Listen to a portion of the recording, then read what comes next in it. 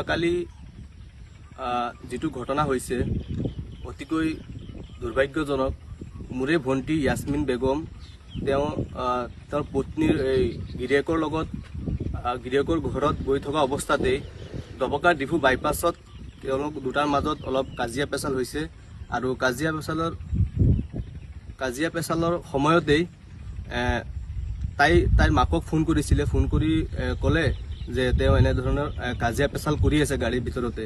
মাকে লগে লগে ফোনতেই দুটাকে বুজাই দিছে। বুজাই দিয়াৰ পিছত কঠীয়াতলিৰ ৰেংবেং যেতিয়া গৈ পাইছে তেতিয়া গাড়ীৰ ভিতৰতে চাগে এওঁলোক দুটাৰ মাজত কাজিয়া হৈছে। গিৰিয়েকগৰাকীয়ে মানে এক পচন্দ জোৰেৰে হয়তো গুৰিয়াইছে আৰু গুৰিয়াৰ ফলতেই তাই মানে গাড়ীটোৰ পৰা পৰি গৈছিলে আৰু পৰি যোৱাৰ পিছত অনুমানিক প্ৰায় 1 কিলোমিটাৰ জেগা চুচুৰি গৈছে।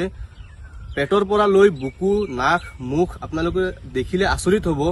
গোটেই চুচুৰি একে ছাল বাকলি মানে গুচি গৈছে। এনেকুৱাকে মানে গিৰিয়েকগৰাকীয়ে মানে হত্যা কৰিছে আৰু হত্যা কৰাৰ পিছত অতিকৈ দুৰ্ভাগ্যজনক যে হত্যা কৰি দুৰ্ঘটনাৰ ৰূপ দিয়াৰ চেষ্টা কৰিছে স্বামীগৰাকীয়ে।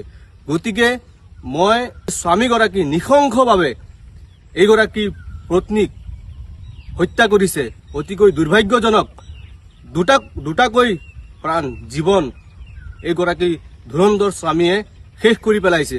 গতিকে কোনো পধ্যেই ৰেহাই দিয়া যাতে নহয়, অতি শীঘ্ৰেই কৰায়ত্ব কৰক আৰু দৃষ্টান্তমূলক শাস্তি দিয়াৰ ব্যৱস্থা কৰক।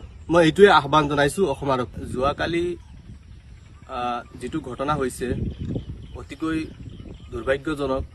মোৰে ভণ্টি ইয়াসমিন বেগম তেওঁৰ পত্নীৰ গিৰিয়েকৰ লগত গিৰিয়েকৰ ঘৰত গৈ থকা অৱস্থাতে দবকা ডিফু বাইপাছত তেওঁলোক দুটাৰ মাজত অলপ কাজিয়া পেচাল হৈছে আৰু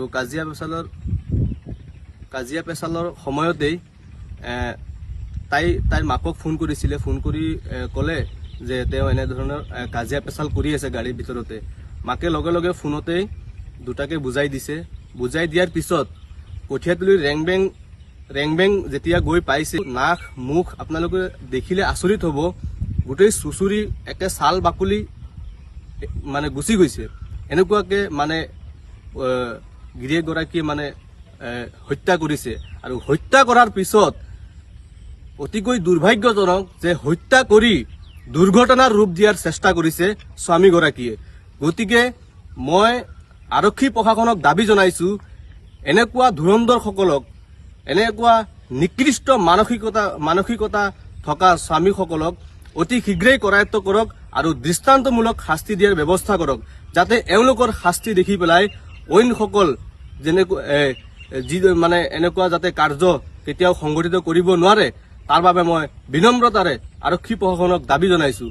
কাৰণ 9 মাহৰ প্ৰেগনেঞ্চি হৈ থকা অৱস্থাতেই এই স্বামীগৰাকী নৃশংসভাৱে এইগৰাকী পত্নীক হত্যা কৰিছে। অতিকৈ দুৰ্ভাগ্যজনক।